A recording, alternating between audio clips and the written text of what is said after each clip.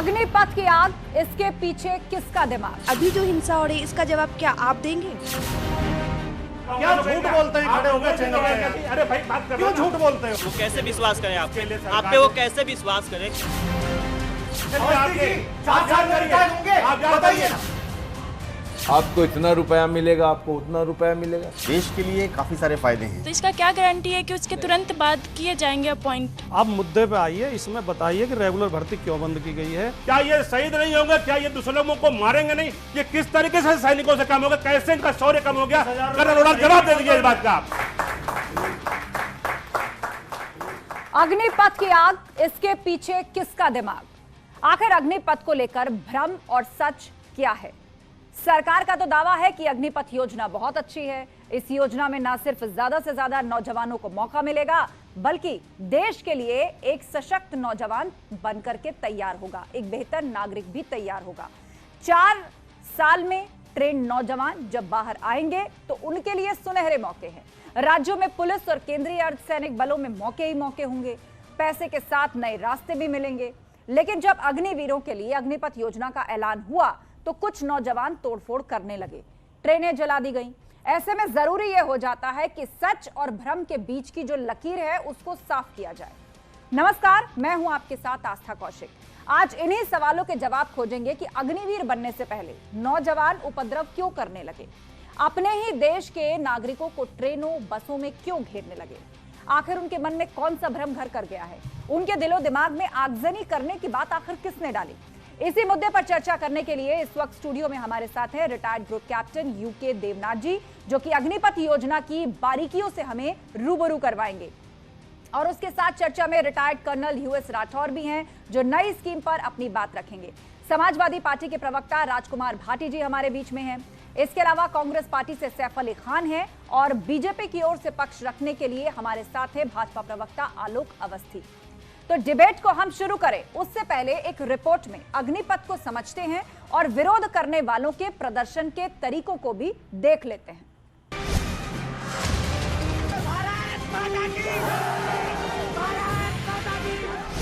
अग्निपथ का विरोध, हिंसा पर क्यों जोर? सरकारी संपत्ति को नुकसान कैसे होगी भरपाई? सिर्फ बिहार में 200 करोड़ से ज्यादा का नुकसान। देश भर में प्रदर्शन के दौरान न सिर्फ इमारतों को नुकसान पहुंचाया गया, बल्कि 10 ट्रेनों में आग लगा दी गई। अग्निपथ की आग में उपद्रवियों ने 60 बोगी और 10 रेल इंजन को जला दिया। तो मेरा निवेदन है कि किसी भी तरह के वायलेंट प्रोटेस्ट न करें और रेलवे की संपत्ति को बिल्कुल भी नुकसान न करें। ये आपकी संपत्ति, आप ही की सेवा के लिए है। रेल मंत्री की अपील का उपद्रवियों पर कोई असर नहीं पड़ा। रक्षा मंत्री राजनाथ सिंह ने भी आगे आकर समझाया, फिर भी प्रदर्शन जारी रहा। विरोध के बाद अग्निवीरों की उम्र सीमा में 2 साल की बढ़ोतरी की गई। रक्षा मंत्रालय से जुड़े 16 विभागों में 10% के आरक्षण का ऐलान हुआ। गृह मंत्रालय ने भी असम राइफल्स में 10% आरक्षण का ऐलान किया। राज्यों की पुलिस में भी मौके देने का वादा किया गया। फिर भी जगह जगह हिंसक प्रदर्शन हुए। ऐसे में सवाल उठता है कि अग्निपथ की आग के पीछे किसका दिमाग? अग्निपथ के नाम पर अग्निवीर पैदा करने के बड़े कार्यक्रम को आगे बढ़ाया, पूरी दुनिया उसका स्वागत कर रही है। लेकिन विपक्षी दलों के द्वारा नौजवानों के जीवन के साथ खिलवाड़ करने की दुष्प्रवृत्ति के चलते लोग गुमराह कर रहे हैं नौजवानों को। यूपी पुलिस ने जब हिंसा करने वालों की तहकीकात की तो कांग्रेस और समाजवादी पार्टी के कुछ चेहरे सामने आए। तो क्या किसी साजिश के तहत नौजवानों को भड़काया गया? राजस्थान से आई तस्वीरें साजिश की ओर इशारा करती हैं, क्योंकि हिंसा करने वालों में बहुत से चेहरे ढके हुए थे। चेहरा छुपाकर उपद्रव करने वाले देशभक्त तो नहीं हो सकते। इसलिए सवाल उठता है कि क्या अग्निपथ के विरोध में छुपे चेहरों ने भ्रम फैलाया?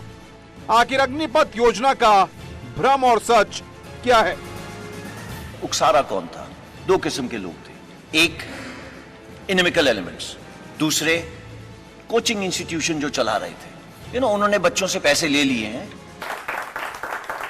तो इस रिपोर्ट में विस्तार से आपने जाना कि आखिर सरकार की ये जो योजना है जिनसे अग्निवीर बनेंगे उसमें सरकार क्या फायदे बता रही है और जो नौजवान हैं वो किस तरह के सवाल उठा रहे हैं और कैसा प्रोटेस्ट इस वक्त देश में देखने को मिल रहा है। ट्रेनों में आग लगाने से लेकर सड़कों पर प्रदर्शन और गुस्सा नौजवानों का किस अंदाज में फूट रहा है। और हम इस डिबेट को ओपन करें उससे पहले सभी गेस्ट अपना पहला रिएक्शन 60 सेकंड में दें। सबसे पहले राजकुमार भाटी जी, 60 सेकंड में आप बताइए, चूंकि आप विपक्षी दल से हैं, आप विरोध कर रहे हैं इस योजना का, तो 5 नुकसान क्या हैं? 60 सेकंड। देखिए, सबसे पहली बात तो ये है कि अग्निवीर की खूबियों पर हम चर्चा करने के बजाय इस बात पर चर्चा करें कि सेना की रेगुलर भर्ती रोकी गई है। देश के लाखों युवा तैयारी करते हैं, उनका सपना होता है रोजी रोटी के लिए भी और देश की सेवा के लिए भी कि हम सेना में जाएं, सैनिक कहे जाएं। वो ना तो सेना में रेगुलर नौकरी पाएंगे, ना वो सैनिक कहे जाएंगे, ना उन्हें पूरा वेतन मिलेगा, ना उन्हें अन्य सुविधाएं मिलेंगी, ना भत्ते मिलेंगे, ना वो पेंशन मिलेगी रिटायरमेंट के बाद। तो खामियां ही खामियां हैं। अब खाली एक पार्ट में इसकी खूबियां गिनवाते हैं। ये योजना अगर अलग से लाई जाती है और सेना की रेगुलर भर्ती चल रही होती तो इसका कोई विरोध नहीं करता और ये ठीक भी थी। लेकिन हमें यह देखना पड़ेगा कि हमसे क्या छीन के हमें क्या दिया जा रहा है।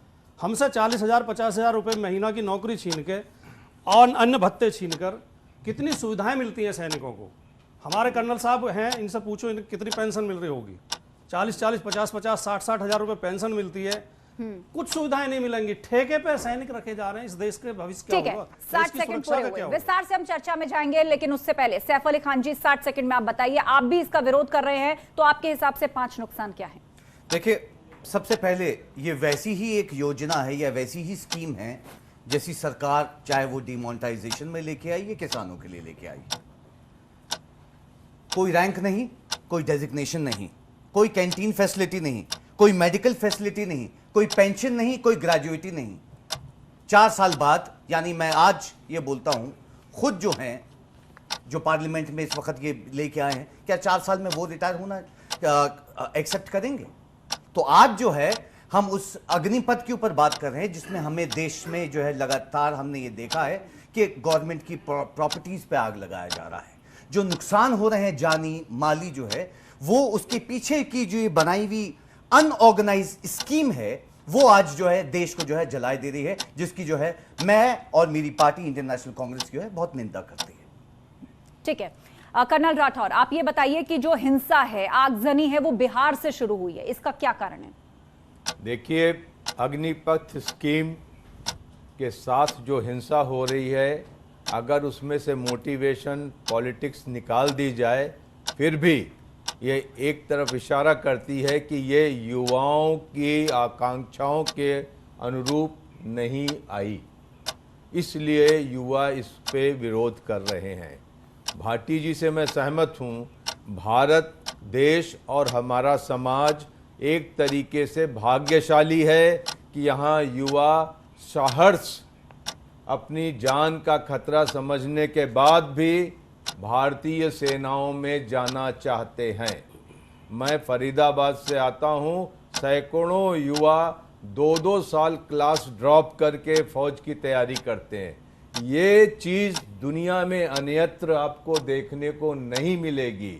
इजराइल का किस्सा अलग है, इजराइल को कितने दुश्मनों ने घेर रखा है, इसलिए किया जाता है। ठीक है, इस पर विस्तार से हम चर्चा करेंगे। जो पॉइंट आपने उठाया, एक एक बार सभी 60 सेकंड में अपनी लोग बात रख लें। आपके हिसाब से इसके 5 फायदे क्या है? देखिए, ये जो स्कीम है इसके लिए बहुत सारी आर्थिक परिस्थितियां भी जिम्मेवार है। देश कोविड के बाद एक आर्थिक दुविधा से गुजर रहा था। भारत सरकार के पास जो टैक्स कलेक्शन है वो ज़रूरत के मुताबिक शायद थोड़ा कम पड़ रहा था।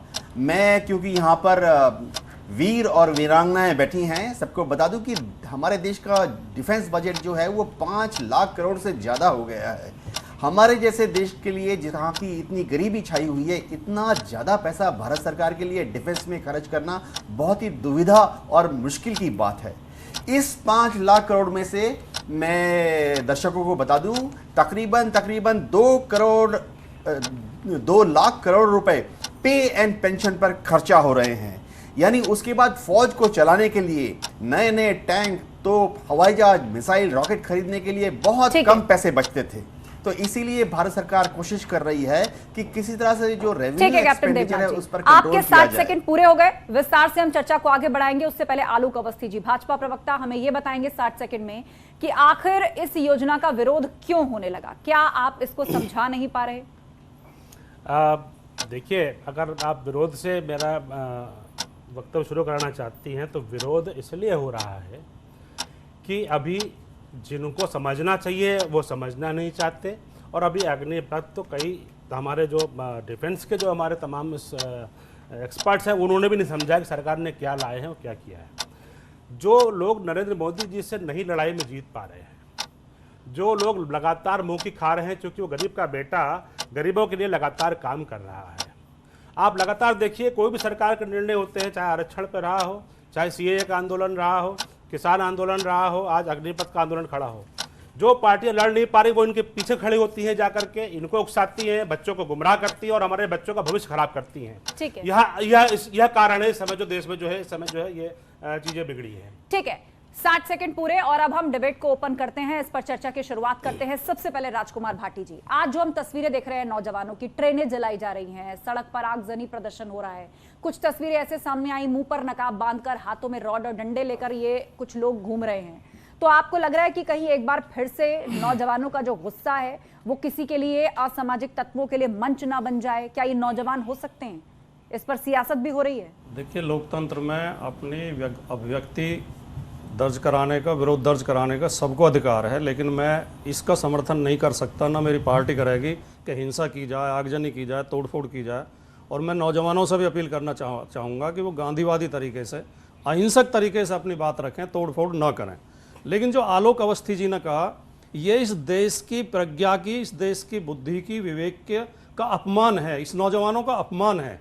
ये कहना चाहते हैं कि नौजवानों में अपनी कोई समझ नहीं है, इन्हें कोई ना कोई भड़का रहा है, और ये इनके रटे रटाए जुमले हैं। जब भी कोई आंदोलन शुरू होता है, किसान आंदोलन शुरू हुआ, ये खालिस्तानी है, ये पाकिस्तानी है, विदेश से चंदा आ रहा है। सीए पे आंदोलन शुरू हुआ, ये किराए के लोग हैं, पैसे दे के बैठाए गए हैं, ये किसी के द्वारा प्लांट किए गए हैं।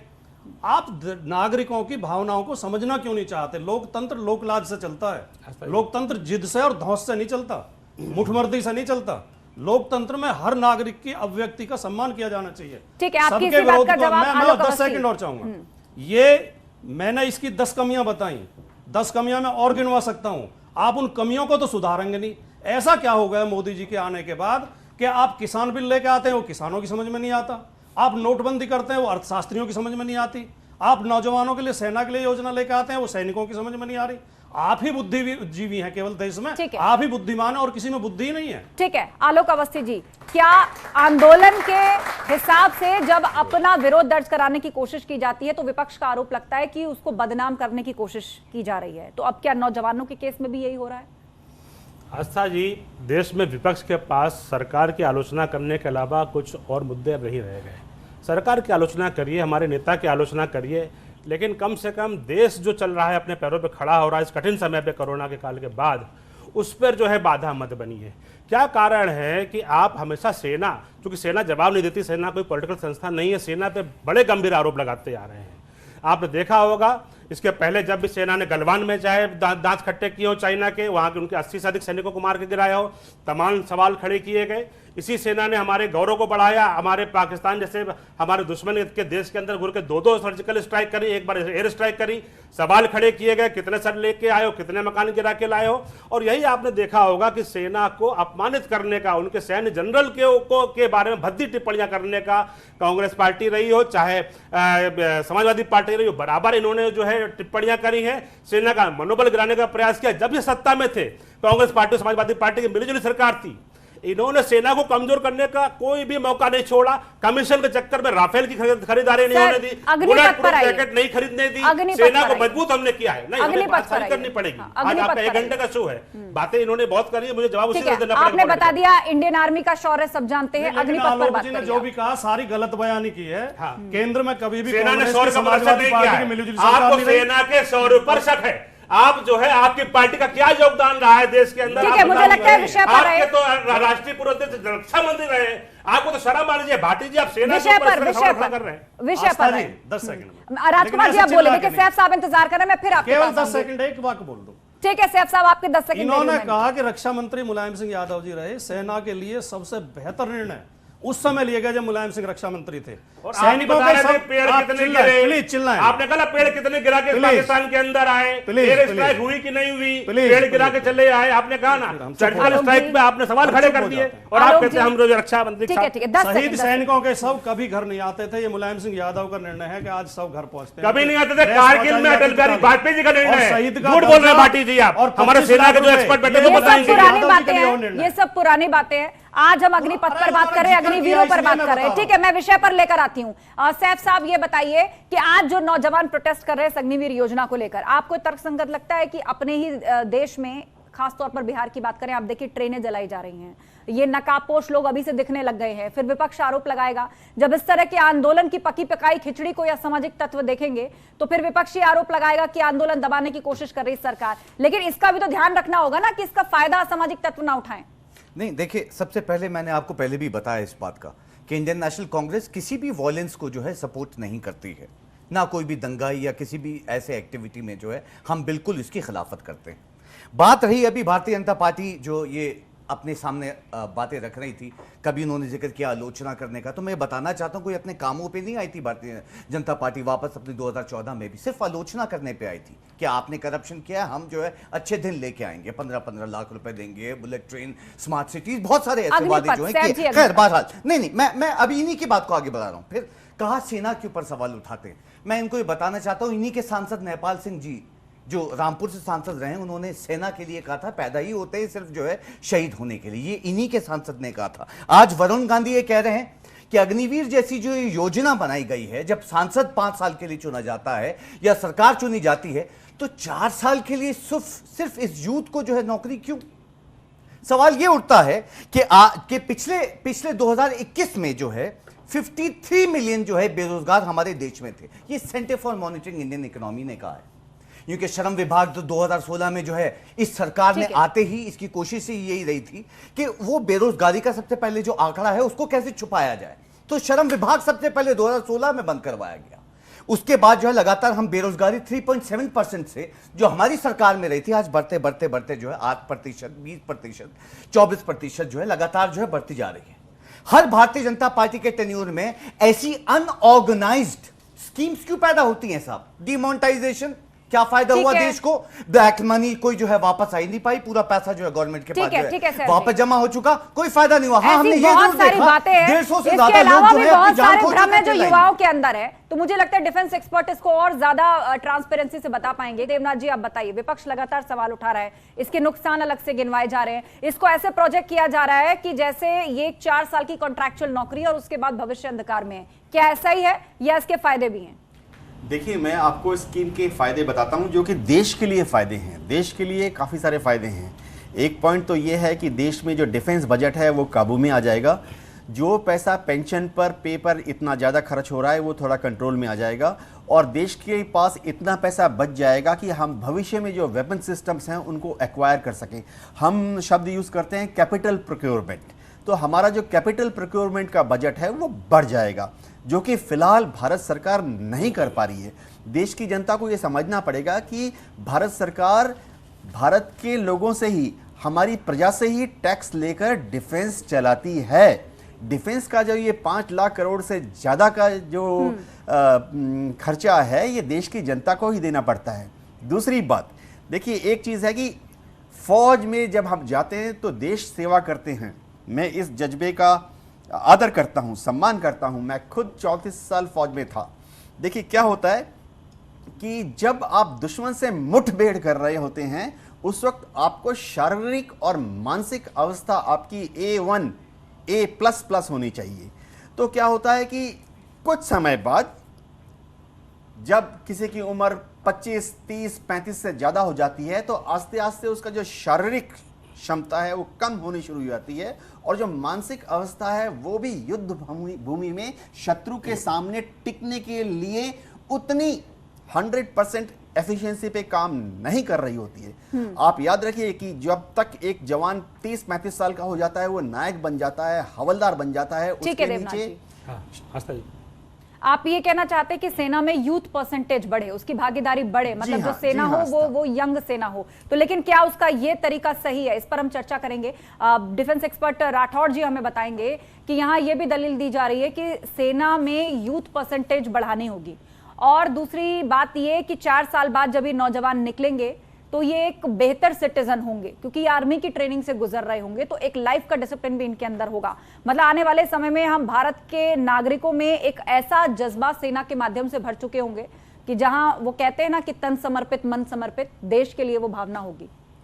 देखिए, यूथ प्रोफाइल की बात की जा रही है कि सेना जवान होनी चाहिए, मतलब वहाँ पर एवरेज एज 25-26 साल होनी चाहिए। अच्छी बात है, ये भारत की सेना है, पूरे राष्ट्र की सेना है, इसको जवान रखना, इसको वेल इक्विप्ड रखना, इसको सबसे अच्छे हथियार देना पूरे राष्ट्र का कर्तव्य है। अगर ये कोई सोचे कि डिफेंस के बजट को काट के हमको मिसाइल देंगे तो ये गलत सोचना हुआ। यूथ प्रोफाइल के लिए आज से बात नहीं हो रही है, माफ़ कीजिएगा, मैं आपको कह रहा हूँ जितनी आपकी उम्र है उतने दिन से ये बात हो रही है। लेकिन इसमें रोड़ा कहाँ आता था? जब भी कहा जाता था कि हम 7 साल के बाद अपने जवानों को पुलिस में भेज देंगे, CAPF में भेज देंगे, पैरामिलिट्री में भेज देंगे, तो कोई डिपार्टमेंट साथ नहीं देता था। ये जवान 7 साल में निकाले तो नहीं जा सकते, और 62 साल तक जैसे सिविल में नौकरी करते वैसे कर नहीं सकते। वो इसीलिए रिटायर किए जाते हैं 15 साल में, 16 साल में, ताकि सेना जवान रहे। अब सेना को जवान रखने का काम पूरे राष्ट्र का है, ये सिर्फ सेना का नहीं है। ठीक है, तो यहाँ पर जो है बात आती है, इसके लिए आप अग्निवीर लेके आए, अग्निपथ स्कीम लेके आए, कुछ हद तक बात समझ में आती है। इसके आगे बताऊं कि आप फिर से टाइम देंगे? मैं दोबारा आपके पास आऊंगी, लेकिन जो मुख्य मुद्दा उठाया यहाँ पर आलोक जी, वो ये कि उसके लिए ऑलरेडी सेना में इस तरह की स्कीम चल रही है जहाँ पे 15 साल में रिटायर किए जाते हैं। तो अब इस 4 साल से आप लोग क्या करना चाहते हैं? ये भावना कैसे निकालेंगे कि ये कोई कॉन्ट्रैक्चुअल नौकरी नहीं है या भविष्य सुरक्षित है? देखिए आस्था जी, पॉलिटिकल पार्टीज सेना कैसे चलेगी तय नहीं कर सकती है। इस सेना को सेना के जनरल्स तय करते हैं, सेना कैसे चलेगी सेना का पूरा संस्थान तय करता है। और 2 साल की प्लानिंग, 2 साल के विमर्श के बाद, एक्सपर्ट्स के साथ तमाम मीटिंग्स के बाद सेना अध्यक्षों ने यह बात रखी है कि सेना हमारी इस तरीके की होनी चाहिए। तो यह कोई पॉलिटिकल डिसीजन नहीं है, सेना का एक रणनीतिक डिसीजन है, और इसको राजनीतिक चश्मे से बिल्कुल नहीं देखना चाहिए। राजनीति से सेना को दूर रखना चाहिए। सरकार जो कर सकती है एडिशनल कोटे में, इसमें जो हम करने जा रहे हैं, आज गृह मंत्रालय ने घोषणा कर दी है कि 10% का आरक्षण जो से अग्निवीर जो हमारे रिटायर होंगे 3/4, 1/4 तो सेना में अब्जॉर्ब हो जाएंगे, ऐसा नहीं सब रिटायर हो रहे हैं, 3/4 जो आएंगे उसमें 10% आरक्षण हम CAPF में दे रहे हैं और असम राइफल्स में दे रहे हैं। राज्य सरकारों ने, तमाम राज्य सरकारों ने, योगी आदित्यनाथ जी ने स्वयं कहा है कि हम पुलिस में और अपने सुरक्षा बलों में हम इनको आरक्षण देंगे। आज फिक्की के कल जो चेयरमैन है यहाँ पे संजीव मेहता, उन्होंने कहा प्राइवेट सेक्टर भी हम इन अग्निवीरों को लेकर खुश है, इस योजना सरकार के, हम इनको अकोमोडेट करेंगे। तो कोई सड़क पर नहीं आने जा रहा है, लेकिन अगर सेना चाहती है कि हमारे पास यंग ब्लड हो 24-25 वर्ष का, और आप देश में जानते हैं ये 17 साल से 21 साल तक का खेल है। 21 साल के बाद अगर आप कोई और नौकरी चलना चाहें तो 32 साल तक नौकरियां मिलती है सरकार की, आपको और भी नई नौकरियां मिलेंगी। साथ ही साथ 12 लाख रुपए आपके पास एक पूंजी रहेगी, या एक स्किल इंडिया का, मान लीजिए 4 साल का एक स्किल इंडिया का आपका कोर्स हो रहा है, आप जब पास करके आएंगे तो आपको स्किल इंडिया का सर्टिफिकेट भी मिलेगा, साथ में 12th पास का आपका इक्विवेलेंट इसकी डिग्री भी मिलेगी। तो यह कहीं से भी भ्रमित करने की बिल्कुल जरूरत नहीं, प्रश्न करें। आपने बहुत सारे इसके फायदे गिनाए और ये भी बताया कि इसके आगे भी भविष्य कैसा हो सकता है, लेकिन क्या नौजवान इससे सहमत हैं या उनके जहन में कुछ सवाल हैं? हमारे साथ इंडिया का यंगस्तान है, आप लोग हाथ उठाइए कोई यदि सवाल पूछना चाहते हैं। जी, क्या नाम है आपका? मेरा नाम राहुल ओझा है। मेरा सवाल सर से है। सर ने बीच में कहा कि कई बुद्धिजीवी और कई डिफेंस एक्सपर्ट भी समझ नहीं पाए इस प्रस्ताव को। तो सर मेरा ये कहना आपसे कि सर अगर एक छात्र या छात्र संगठन या फिर जो छात्र हैं वो अगर समझने में असमर्थ है तो सरकार भी तो असमर्थ है सर उन्हें समझा पाने में, ऐसा क्यों है सर? देखिए इसकी पेचीदगियां बहुत हैं, कैसे समझे नौजवान? देखिए इसको आप एक प्रेस कॉन्फ्रेंस जो गवर्नमेंट ऑफ इंडिया ने करी थी, रक्षा मंत्री जी ने और हमारे तीनों सेना अध्यक्ष उसमें थे, आप शायद नहीं समझ पाए या वो चीज़ें उतनी पब्लिश नहीं हो पाई डिटेल में। मुझे लगता है कि सेना के वेबसाइट्स में सारे तथ्य उपलब्ध हैं। आप अगर मुझसे कोई सवाल स्पेसिफिक पूछना चाहेंगे, मैं पूरी तैयारी से आया हूं, मैं आपको जवाब दूंगा। लेकिन यह देश हित में है कि सेना युवा हो, और जो युवा जा रहे हैं वह उनके लिए तमाम दुनिया खुल रही है, बंद नहीं हो रही है। उनको एक मंच मिल जाएगा ऑलरेडी, वो और आम आदमी से एक मंच ऊपर खड़े होंगे। उनके पास आरक्षण की सुविधा रहेगी नौकरी में, उनके पास स्किल इंडिया का एक सर्टिफिकेट रहेगा, उनको दोबारा पढ़ने भी नहीं जाना है। मतलब उसको एक लेकर एडिशनल अपॉर्चुनिटी आप यूथ को देना चाह रहे हैं। आपके कहने का मतलब ये कि जो रेगुलर भर्तियां निकलती हैं, जो चाहे उसमें अप्लाई करे, लेकिन उससे पहले 17 साल की उम्र से यदि कोई एंट्री लेना चाहता है तो उसके पास ये भी ऑप्शन होगा। लेकिन बहुत सारे पहलू हैं जिस पर सवाल उठाए जा रहे हैं। एक छोटे से ब्रेक के लिए हमें रुकना होगा। ब्रेक के बाद जब लौटेंगे तो इसी पर चर्चा को आगे बढ़ाएंगे।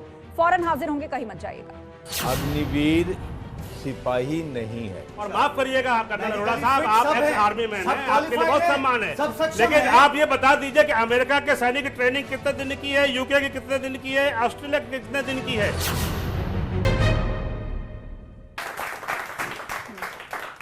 स्वागत है आप सभी का। ब्रेक के बाद चर्चा यहां पर चल रही है अग्निवीरों पर। आखिर विरोध का ये पथ, अग्निपथ, क्यों बनता जा रहा है? क्या सरकार एक बार फिर से नौजवानों को समझा नहीं पा रही है, या फिर ये नौजवान फिर से किसी राजनीतिक मंच का धीरे धीरे किरदार बनते जा रहे हैं? इस पर हम विस्तार से चर्चा करें। पूरा गेस्ट पैनल हमारे साथ है। राजकुमार भाटी जी, यहां पर तो कई फायदे सरकार की तरफ से गिनवाए जा रहे हैं। कहा जा रहा है कि सेना की जो रेगुलर भर्ती है वो तो अपनी जगह है ही है, लेकिन 17 साल की उम्र से यदि कोई जाना चाहे बिलो ऑफिसर कैटेगरी में, तो ये ऑप्शन क्या बुरा है? बिल्कुल ना, तो इन्होंने आलोक जी ने ऐसा कहा, ना सरकार की ओर से बयान आया। सवाल यही है, विरोध यही है। अगर सेना की रेगुलर भर्ती होती रहेगी तो हम भी समर्थन करेंगे इसका। ये एक्स्ट्रा सुविधा नहीं है, ये किसी चीज़ के बदले में है, रेगुलर भर्ती के बदले में। दूसरी बात, वो तो राजनीतिक जवाब दे रहे हैं, कूटनीतिक तरीके से आरोप प्रत्यारोप कर रहे हैं। कर्नल साहब ने थोड़ा ईमानदारी बरती कहने में। इन्होंने कहा बजट नहीं है, पैसा नहीं है, यानी कि मोदी जी के पास पैसा नहीं है, मोदी सरकार के पास। ये 65 साल देश को आज़ाद हुए तब तक पैसे की कमी नहीं पड़ी, सेना की भर्ती रेगुलर चलती रही। 2014 में जब माननीय मोदी जी प्रधानमंत्री बने थे, भारत में केंद्रीय सेवाओं में 29 लाख सरकारी कर्मचारी होते थे, आज 21 लाख हैं, 8 लाख कम हो चुके हैं। सेना की भर्ती 2 साल से नहीं हुई है। सीधा सा सवाल है, शीशे की तरह साफ है, दीवार पर लिखी हुई इबारत की तरह। नहीं होगी भर्ती, रोक के ये मूर्ख बनाया जा रहा है। बताइए आलोक जी, नौजवानों का वो कह रहे हैं मूर्ख बनाया जा रहा है, नौजवानों को आप लोग अंधकार में धकेल रहे हैं। सेना की सामर्थ्य के साथ समझौता किया जा रहा है। ये कह रहे हैं कि हमारे समय पे जब ये यूपीए गवर्नमेंट के पार्ट थे, समाजवादी पार्टी, कांग्रेस सरकार कभी नहीं थी। गलत बयानी मत करिए। आप कांग्रेस के पार्ट थे, यूपीए गवर्नमेंट के 10 साल सरकार आपने चलाई, अल्पमत की। मत झूठ बोलिए यहाँ पे मंच के सामने। गलत बयानी कर रहे हैं, कभी नहीं थे। बसपा भी शामिल थी, दोनों ने जो है अनकंडीशनल सपोर्ट दिया था, इसलिए मत झूठ बोलिए। सीधी बात, ये कैमरे के सामने मैं बोल रहा हूँ। देखिए आस्था जी, इन्होंने कहा कि हमने 10 सालों में, हमारे पास जब भी देश था, हमने बहुत अच्छी तरह से सेना को रखा था। सेना के पास बुलेट प्रूफ जैकेट नहीं थे, सेना के पास इनके कार्यकाल में सेना के पास जो ऊंचे बर्फ में लड़ाई लड़ने वाले जूते नहीं थे, उनके पास उस तरह के कपड़े नहीं थे जो कि वो अपनी जानों की रक्षा कर सके। उन्होंने ये हल किया था। 2 टुकड़े 20 साल से कोई फाइटर प्लेन कमीशन 2 टुकड़े की लड़ाई लाठियों से जीत रहे। क्या झूठ बोलते हैं खड़े होकर चैनल पे? अरे भाई बात कर, क्यों झूठ बोलते हो? 10 साल में राफेल एक बड़ा विमान सेलेक्ट किया था, उस राफेल को नहीं खरीदने दिया, सेना को कमजोर करने का पूरा प्रयास किया। और आज जब सेना को सम्मान मिला है, सेना को पूरी खुली छूट मिली है दुश्मन से अपने बदला लेने के लिए, उस समय सेना के 100 रुपए। ठीक है सैफ जी, आरोप या सीधा कांग्रेस पे कि आपके जमाने में तो सेना का वो हाल था कि ना उनके पास बुलेट प्रूफ जैकेट थे, और अगर जगह हो लेह लद्दाख सियाचिन जैसे जूते तक नहीं थे सैनिकों के पास। मैं कहूंगा हमारी सेना कम मजबूत नहीं थी। 90,000 सोल्जर्स जो है पाकिस्तान के घुटनों के बल थे। 5,000 टैंक्स डिस्ट्रॉय कर दिए गए थे, पाकिस्तान के 2 टुकड़े कर दिए गए। 10 साल राफेल में फाइल दबा के क्यों बैठे थे? कौन से कमीशन का इंतजार था? 10 साल राफेल को सिलेक्शन करने के बाद क्यों उसकी फाइल लेट डाउन करी गई? क्यों नहीं पैसा पहुंचाया? इसलिए आपके 4 साल में रिटायर होंगे, आप याद करिए ना, आप याद करिए 4 साल में रिटायर होंगे। जीजा जी ये तो कोई नहीं होगा साहब जी, कोई नहीं होगा। आप सपा से पूछिए, आप कांग्रेस से पूछिए, आप भाजपा से पूछिए, किसी पॉलिटिकल पार्टी से पूछिए, इस मामले में बड़ा एक है आप लोगों का, बड़ा एक है आप लोगों का। 5 साल के बाद पेंशन भी नहीं छोड़ेंगे, कोई नहीं होगा। पानी का पानी हो जाएगा। ठीक है राठौर जी, सच्चाई क्या है? ठीक है सर, ऐसा नहीं, राजनीतिक बात ना हो, राजनीतिक बात ना हो, हम अग्निवीरों की बात कर रहे हैं, हम नौजवानों की बात कर रहे हैं। राठौर जी, सच्चाई क्या है? अभी मेरी एक बात ये समझ लीजिए, अग्निपथ स्कीम के 2 हिस्से, एक है अग्निवीर को क्या मिल रहा है, दूसरा है कि भारत की सेनाओं को इस योजना से क्या फायदा नुकसान है। भारतीय सेना, भारतीय नौसेना, भारतीय वायुसेना, ये दो अलग चीजें हैं। अभी तक जो मीडिया में सुनाई दे रहा है वो है अग्निवीरों की सेल्स पिच। अग्निवीर को ये मिलेगा, अग्निवीर को फिर वो मिलेगा, अग्निवीर बाहर आएगा तो ये करेगा, अग्निवीर को हम ऐसे रखेंगे। अभी सुनने की बात ये है वो फौज में नौकरी करने जा रहा है। 4 साल में वो क्या ट्रेनिंग लेगा और 4 साल की सर्विस में वो क्या वहां रिटर्न देगा, इसके बारे में समझना और जानना जरूरी है। जिस बात का जिक्र यहाँ पर कर रहे हैं राठौर जी, 5 सेकंड लूंगा। इससे पहले कभी आपने सुना था कि भारतीय सेना ये सेल्स पिच कर रही है कि आओ भारतीय सेना में भर्ती हो, वायुसेना में भर्ती हो, आपको इतना रुपया मिलेगा, आपको उतना रुपया मिलेगा? कभी नहीं किया हमने बोला देशभक्ति का जज्बा है, कर सकते हो, दूसरों से बेहतर हो तो अंदर आओ, ये जज्बा था। सेल्स पिच पे फौजें नहीं चलती। ये जज्बा इस बात को समझाइए जिस बात का जिक्र राठौर जी कर रहे थे कि यहाँ इसकी तो बात हो रही है नौजवानों को क्या मिलेगा या नहीं मिलेगा, सेना को क्या मिलेगा या नहीं मिलेगा, इस एस्पेक्ट पर भी बात हो जाए। देखिए, दुनिया के कई देश हैं जैसे कि इजराइल, चीन, अमेरिका और भी देश हैं जहां पे कि सभी युवाओं को ये मौका दिया जाता है कि वो देश की सेवा कर सकें और देश की सेवा कुछ सालों तक करने के बाद, 2 साल 3 साल करने के बाद वो वापस अपने सिविलियन लाइफ में चले जाएं। इजराइल ने इस मॉडल को बहुत सक्सेसफुली डिप्लॉय किया गया है। इजराइल में ना सिर्फ उनके बॉयज़ वरन उनकी वीरांगनाएं भी इजरायली आर्मी, नेवी और एयरफोर्स को महज शुरू में 2 साल के लिए और बाद में 4 साल के लिए ज्वाइन करती हैं। इसके बाद वो ट्रेन होने के बाद अपने देश में सिविलियन जॉब्स में चली जाती हैं। हाँ, एक बहुत बड़ी चीज़ है जो कि मैं कर्नल राठौर के साथ सहमति में हूं कि शंका असल में क्या है आजकल बच्चों के मन में। बच्चों के मन में दुविधा यह है कि 4 साल के बाद वह क्या करें। तो शायद हम अमेरिका से, चीन से या इजराइल से थोड़ा बहुत कुछ सबक लेकर अग्निपथ का जो फ्यूचर प्लान है उसको आस्ते आस्ते इम्प्रूव कर सकते हैं। ठीक है, इस बीच नौजवान कोई सवाल पूछना चाहते हैं? क्या नाम है आपका? आतिफा शेख। सर, आप मेरे क्वेश्चन आपसे है, जैसे कि अभी बिहार में जो हिंसा हो रही है, तो आप तो कभी भी कोई भी हिंसा होता तो आप लोग डायरेक्ट बोल लेते ये आम आदमी पार्टी करवा रहे, ये कांग्रेस करवा रहे। अभी जो हिंसा हो रही है इसका जवाब क्या आप देंगे? जो अभी जो हिंसा हो रही है बिहार में, तो इनका जवाब कौन देगा कि कौन ये करवा रहा है? बताइए, अभी ये नौजवानों की नाराजगी है या इसके लिए कहा जाएगा कि ये भी विपक्ष के चढ़ावे में है? नौजवानों को गुमराह किया गया है और लॉ एंड ऑर्डर संभालने का काम राज्य सरकारों का है। वहां की राज्य सरकार को कठोरता से कार्रवाई करनी चाहिए क्योंकि पब्लिक प्रॉपर्टी जनता की प्रॉपर्टी है। जनता की प्रॉपर्टी आपकी प्रॉपर्टी है। आज आप रेल जला रहे हैं, उस रेल को बनाने में कितने वर्ष लगे, कितना पैसा सरकार का लगा, आपके टैक्स के पैसों का वहां पैसा लगा। वो किसी की निजी संपत्ति नहीं है, उसको जलाने का क्या अधिकार है? आपको अगर अपनी बात कहनी है, आप कोई बात समझना चाहते हैं, समझाना भी चाहते हैं, तो उसका एक उचित मंच होता है, उस माध्यम से आपको आना चाहिए। हिंसा नहीं करनी चाहिए। मेरा एक बात और कहना है आस्था जी, बहुत सारी चीजें हैं कि सैनिकों को लड़ने का जज्बा होना चाहिए, जो कि कर्नल साहब ने कहा, बहुत अच्छी बात की, वो सही बात है। इसमें पहली प्राथमिकता ये है कि हम सेना के लिए, देश के लिए सेवा करके सेना के लिए लड़ना चाहते हैं, लेकिन उसको जोड़ा भी जा रहा है इस बात से कि हमें क्या मिलेगा। अब ये बात नहीं, पहली बार हम लोग भी सुन रहे हैं कि हमें क्या मिलेगा, और जिसको भड़का करके लोग यहाँ पे फैलाने जा रहे हैं। सीधी सी बात यह है कि आपको इसमें आपको लाइफ सिक्योर्ड है, आपको सभी भत्ते मिलेंगे जो सैनिकों को मिलते हैं जब तक आप सेना में है। ना मिल रहे, मैं बता रहा हूँ, राशन भत्ते सुन लीजिए, आप एक बार बात सुन लीजिए, मैं काउंटर करने का मौका दूंगी, एक बार बात सुन लीजिए,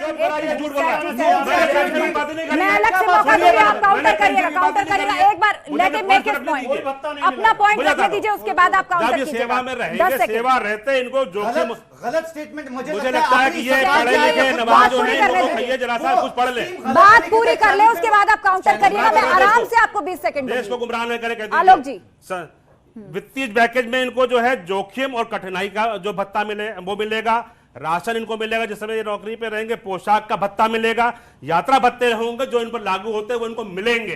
ये यहाँ ऐसा नहीं कि खाली तनख्वाह मिलेगी, तनख्वाह जो 30,000 से लेकर के 40,000 का जो स्पैन है 4 साल के अंदर, साथ में ये भी मिलेगा। हाँ, इसमें पेंशन नहीं मिलेगी, ये बात पेंशन नहीं मिलेगी, बात सत्य है।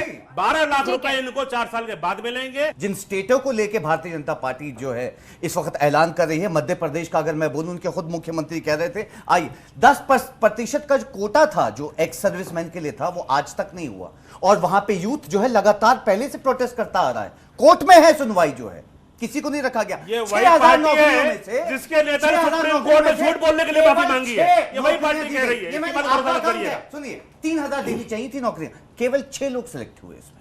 यह है इनकी भारतीय जनता पार्टी के साथ। उत्तर प्रदेश में 1,11,000 से ज्यादा पुलिस की वैकेंसीज वेकेंट है, भरी नहीं गई। ये अब 40,000 से ज्यादा भर्ती आने जा रही है यूपी में। आपने बयान दिया 40,000 से ज्यादा भर्ती आने जा रही है अब यूपी में। खड़ा होगा, कहेगा आपके और आपका जो जवाब था, उसके बाद आप ये कह रहे 2 लाख की सरकार में थे, 2 लाख सरकारी नौकरी उन्होंने दी थी। ज्यादातर भ्रष्टाचार की भेंट चढ़ गई। 4 भर्ती बोर्डों को भंग किया गया समाजवादी पार्टी सरकार में, इसमें कांग्रेस पार्टी थी। हमने 5 लाख एम्प्लॉयमेंट स्कीम से जोड़ना चाहिए नहीं जोड़ना चाहिए, मुझे आप लोग बताइए जरा। क्या मिलिट्री या जो हमारे देश के जवानों की फोर्स है उसको किसी स्कीम से या एम्प्लॉयमेंट स्कीम से जोड़ना चाहिए या नहीं चाहिए? अग्निवीर, रुक जाइए। अग्निवीरों की जो बात है, 4 साल के बाद 25% सेना में एब्जॉर्ब होंगे और जो 75% बाहर आएंगे उनको राज्य की पुलिसिंग और पैरामिलिट्री फोर्सेज में वेटेज मिलेगा। ये सिचुएशन है। 25% का एब्जॉर्प्शन सेना में ही होगा, बाहर नहीं, सेना में ही होगा, और बाकी के 75% एलिजिबल होंगे वेटेज के लिए पैरामिलिट्री फोर्सेज और राज्य पुलिस। 75% एलिजिबल अगर सिलेक्शन नहीं होता है तो कहां जाएंगे? आप मुझे बताइए। 10% आरक्षण आज दे दिया गया केंद्र सरकार के द्वारा, दिया है की घोषणा आज हुई है। के लिए कोई जगह नहीं है। 10% केंद्रीय सुरक्षा बलों के आरक्षण कर दिए गए। किस तरह की बात कर रहे हैं? ना वो ग्रेजुएशन करने का रहा, ना वो अपने फ्यूचर चूज करने का रहा। इसके लिए ग्रेजुएशन का सर्टिफिकेट मिलेगा, 12th की जानकारी नहीं है। आप दोनों रुक जाइए, आप दोनों रुक जाइए। आपने 1.5 मिनट बोला। एक बार राजकुमार जी बात कर रहे थे। उन्होंने बंदूकें निकाली, सरकार के खिलाफ। ये जब वो थे, वो 35 साल के थे तब ये हालत। सर 57 में ना जाए राजकुमार जी। 22 से 25 ठीक है, राजकुमार जी को बोलने दीजिए। बंदूकें निकाल के ऐसे ही सरकार पे बंदूक लेके खड़े होंगे। राजकुमार जी को बोलने दीजिए, ये बंदूकें ना निकालिए। बोले राजकुमार जी, शांत हो जाइए आप लोग, एक एक करके बात रखिए। राजकुमार जी, सेना विश्व की सर्वोत्तम सेना कही जाती है, और वो इसलिए कही जाती है कि जो हमारे सोसाइटी का जो बेस्ट होता है, बेस्ट मटेरियल होता है, वो सेना की तरफ जाता है। वो इसलिए जाता है कि उन्हें अच्छी सुविधाएं मिलती हैं। एक सैनिक की लगभग 18 महीने की तो रेगुलर ट्रेनिंग होती है, फिर उसके बाद रेजिमेंट में भेजे जाते हैं। कर्नल साहब खड़े हैं, बता देंगे। रेजिमेंट में भी 2, 3, 4 साल तक वो लगभग अंडर ट्रेनिंग ही रखा जाता है। उसे कोई बहुत जिम्मेदारी का काम नहीं दिया जाता, तब उन्हें जिम्मेदारी के काम देने शुरू किए जाते हैं। ये 6 महीने में उसे सैनिक बना देंगे। हमारी सेना का क्या हाल होगा, उसकी क्वालिटी क्या होगी, उसका स्तर क्या होगा।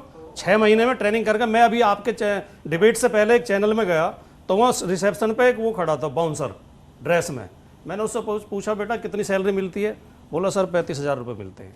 एक गार्ड को 35,000 रुपए सैलरी मिल रही है और ये 21,000 देंगे सैनिक को। आप एक और उसे सैनिक भी नहीं कर रहे हैं। और ये देश का सेना का अपमान मत करिए भाटी जी, देश की सेना का अपमान मत करिए, देश की सेना के शौर्य का अपमान मत करिए। उसकी तुलना आप कहां कर रहे हैं? कितना चलाएंगे देश के सैनिक का स्वाभिमान आप? उधर से इस बार सवाल इधर से। झूठ बोलने वाला आदमी ज्यादा चिल्लाता है। शांति शांति, सवाल आ रहा है। क्या नाम है आपका? सत्यम कुमार गौड़। मैम सर से क्वेश्चन है, बीजेपी के जो प्रवक्ता हैं, क्या आपको पता है बिहार में लास्ट टाइम आर्मी की भर्ती कब आई थी? अगर आई थी तो कितने दिनों के बाद, कितने दिनों के गैप में आई थी वो? अगर ये बताइए, जितने बच्चे उस समय भर्ती दिए थे वो फॉर्म भरे थे, अभी उनका रनिंग अगर निकल गया, दौड़ निकले तो मेडिकल में रुके हुए हैं, मेडिकल जिनका हो गया वो मेरिट लिस्ट में रुके हैं। वो कैसे विश्वास करें आप पे? वो कैसे विश्वास करें कि जब ये 4 साल का स्कीम आप ला रहे हैं तो उस पर भी ऐसा ना करेंगे, बच्चों को और टाइम रोकेंगे?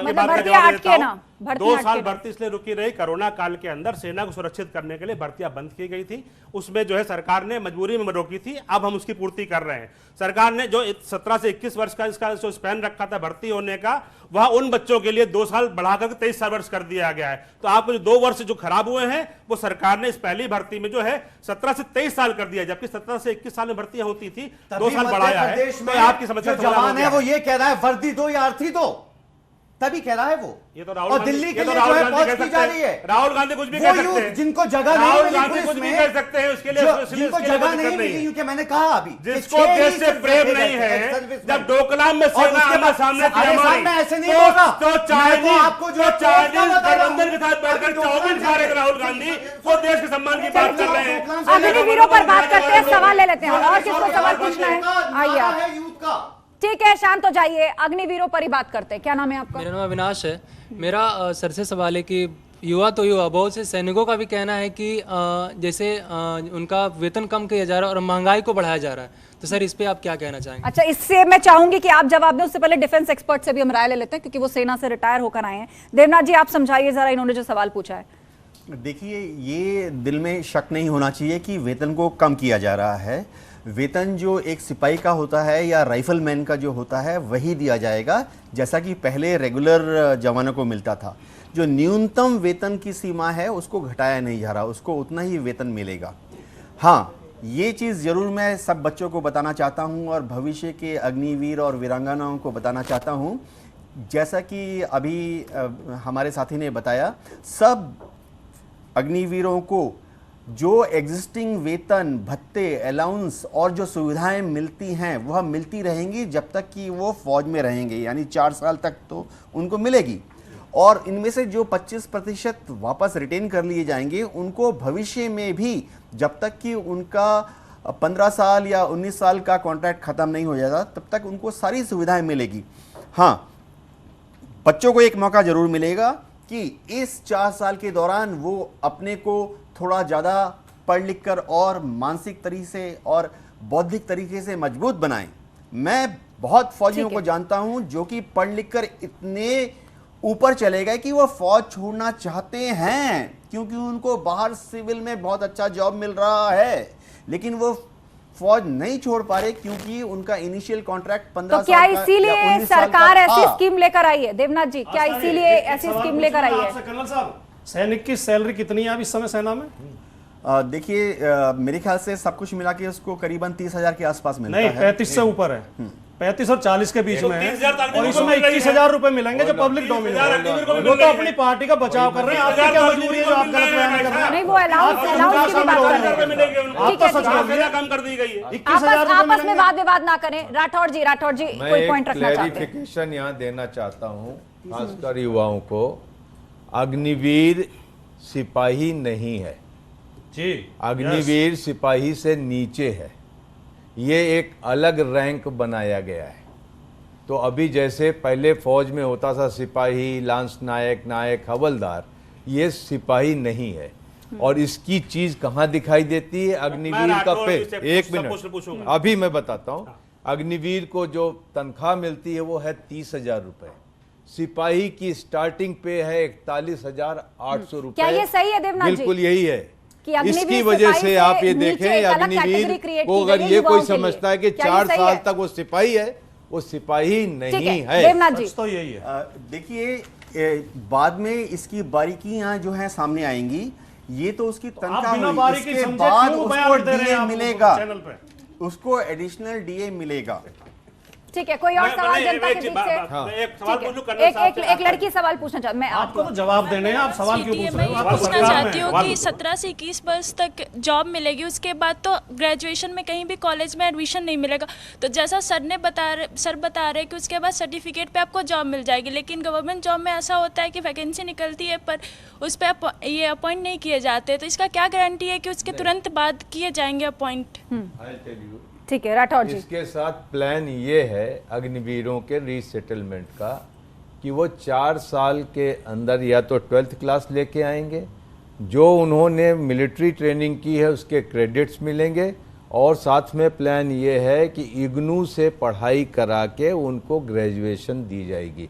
इग्नू की पढ़ाई का ग्रेजुएशन सर्टिफिकेट आपके सारे कंपटीशंस में मान्य, ये आप भी जानते हैं। ओके, तो ये चीज है कि अग्निवीर अपने मतलब इनिशिएटिव पर एक कोरेस्पॉन्डेंट ग्रेजुएशन की डिग्री भी उनके पास जी होगी, 12th के इक्विवेलेंट सर्टिफिकेट भी उनके पास तो होगा, ये अपने रिटायरमेंट पे 11 लाख इनिशिएटिव रुपए भी पर और 4 साल की कहां आर्मी तक ट्रेनिंग भी जाते उनके हैं, पास होगी। वो तो उनके सैफ जी ऊपर। फिर इस पर क्या एतराज है, बताइए मुझे। देखिए बात ये है 48 मंथ्स की अभी training। तक ये था कि सुनिए, सिविल में 4 साल जाना है तो ग्रेजुएट होना चाहिए, अब जब 48 इग्नू months से की ग्रेजुएशन duration। मिल रहा है तो फिर क्या? आस्था जी 48 मंथ्स की ड्यूरेशन, 6 महीने उसमें ट्रेनिंग। पहला तो सवाल ये उठता है कि जो हमारी सेना में armed, mechanised, infantry, EME, engineer, air force, ये सब जो है जो प्रॉपर उनकी स्किल्ड किया जाता है, उन्हें 7 से 8 साल तो वैसी ट्रेनिंग में लग जाते हैं।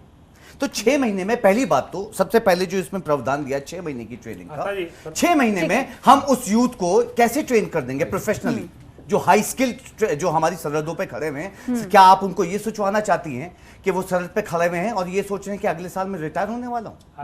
पहली चीज। दूसरी बात, अंतिम पड़ाव में मैं मैंने तो चाहूंगी अभी सब आस्था जी क्लोजिंग आपने रिमार्क्स शुरुआत में। की आप है, 10 मैं सेकंड तो में अब 10 सेकंड में बात पूरी कीजिए ताकि सब लोग जानें। कांग्रेस के द्वारा मैं सर एक बार बात पूरी कर ले, बात पूरी कर ले। Saif ji please please make your point, क्योंकि सबको फिर बात पूरी। नहीं देखिए, मेरा कहने का मतलब ये है कि मैं सबसे पहले तो ट्रेनिंग कैसे होगी, ट्रेनिंग के बाद जो है ये जो आप ये फर्स्ट ईयर का 30,000 का भी ये बता रहे थे, मैं बताना चाहूंगा 21,000 इन हैंड मिलते हैं, 9,000 रुपए सरकार काट के रख लेगी। दूसरी ईयर में 33,000 रुपए मिलते हैं 30 जो है, और 2,000 लेकिन 11 लाख वो तो मिल रहा है ना, 11 लाख वो तो मिल रहा है ना, 9,900 सरकार काट लेगी। ये सच्चाई ये देख लीजिएगा। देखिए ऐसे भी कोई नौकरी करता है तो पीएफ कटता है सबका, है जिसमें से ऐसे भी पीएफ कटता है 25,580 सबका। मिलेंगे, सुनिए, और 10,950 सरकार काट के अपने पास रख लेगी। चौथे तो वो साल देगी भी तो, आप ये क्यों कह रहे हैं कि उसने भी जेब में रख लिया, 11 लाख वापस भी तो कर रही है। 12,000 सरकार ठीक है, आई काट थिंक यू लेगी, मेड योर और ये पॉइंट। आपको तब देगी जब ये 12 लाख का जिक्र कर रहे थे, 11 लाख 71,000 का जो टोटल नॉर्मली भी जब आप नौकरी करते हैं सैफ साहब तो पीएफ कटता है, वो आपकी आधा कंट्रीब्यूशन एम्प्लॉय देता है, आधा कंपनी देती है, उसको आप सर्विस के एंड में ले सकते हैं। ये नॉर्मल व्यवस्था भी सिविल जॉब्स में। राजकुमार भाटी जी, मैं तो केवल ये कहना चाहूंगा कि आलोक अवस्थी जी राजनीतिक आरोप प्रत्यारोप करके असली मुद्दे को पीछे भटका रहे हैं। आप मुद्दे पे आइए, इसमें बताइए कि रेगुलर भर्ती क्यों बंद की गई है। सेना की गुणवत्ता पे फर्क पड़ेगा, सेना की शक्ति कमजोर होगी, और ये जो 6 महीने की ट्रेनिंग करके सैनिक नहीं बन जाता है कोई, ये ना ये अधकचरे होंगे, ये केवल गार्ड टाइप काम कर सकते हैं। तो ये बिल्कुल एक बिना सोचे समझे जल्दबाजी में, जैसा कि माननीय मोदी जी की आदत है, वो रात को उनको एकदम दिमाग में आता है, सुबह नोटबंदी कर देते हैं। ठीक है, इसी तरह सेना की अग्निवीर 20 सेकंड राठौड़ जी, क्योंकि सबको वक्त देना है। मुझे आप 2 मिनट दीजिए।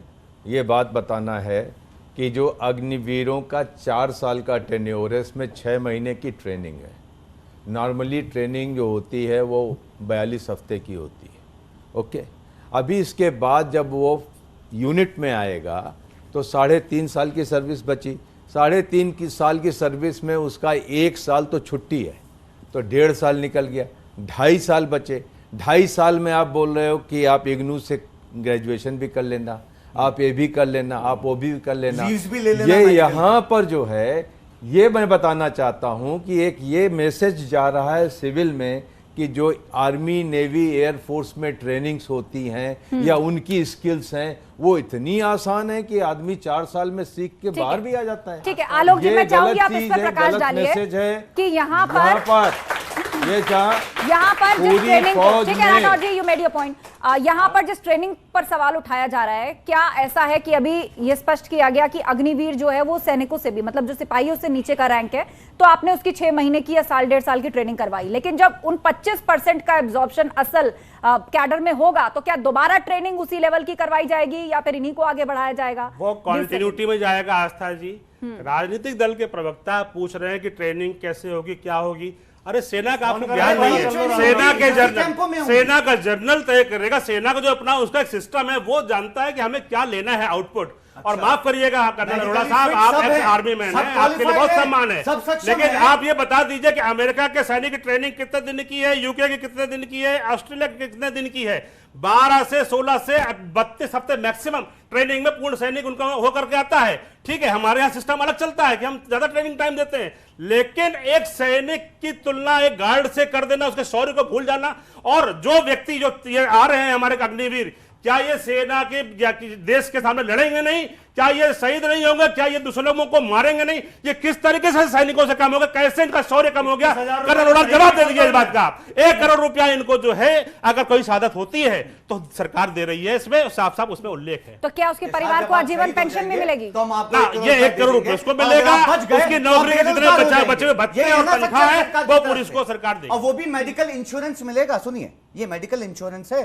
नहीं, 4 साल बाद पूछिए। आप कौन सी ग्रेजुएशन में इग्नू का भी एग्जांपल दे देते, ओपन यूनिवर्सिटी का, कि आप 4 साल में पढ़ाई भी कर लीजिए, अनुग्रहित रहूंगा, ट्रेनिंग भी कर लीजिए। क्या यूथ यहाँ पे जो बैठा है, क्या वो इस चीज से एग्री कर सकता है कि आप आर्मी की, आप सुनिए, देखिए वहां देखिए, आपके पार्टी क्या कोई भी एग्री करता है कि वो आर्मी की ट्रेनिंग होती है? पाकिस्तान में कितना सर लेगा ये पूछती है, मेडिकल सेना में आपस में देती है, ये कांग्रेस पार्टी है। ये राहुल गांधी गलत करके यहाँ पे आ जाते हैं बिना पढ़ा लिखा। ठीक है, चलिए आपसी वाद विवाद में उलझने से कुछ नहीं होगा, आपसे वाद विवाद में उलझने से कुछ नहीं होगा। यहाँ पर बात क्लैरिटी की है और वो क्लैरिटी नौजवानों को दी जानी चाहिए। उन्हें बेहतर तरीके से समझाया जाना चाहिए कि सरकार ये जो अग्निवीर योजना लाई है उसकी दरअसल पेचीदगियां या इतने सारे सवाल यूथ के जहन में क्यों हैं, वो सही तरीके से समझाने का काम भी सरकार का है। और ये बात यूथ को भी समझनी होगी कि सरकार आपकी है, सिस्टम आपका है, कोई शिकायत है, गुस्सा है तो विरोध के और भी कई तरीके हैं।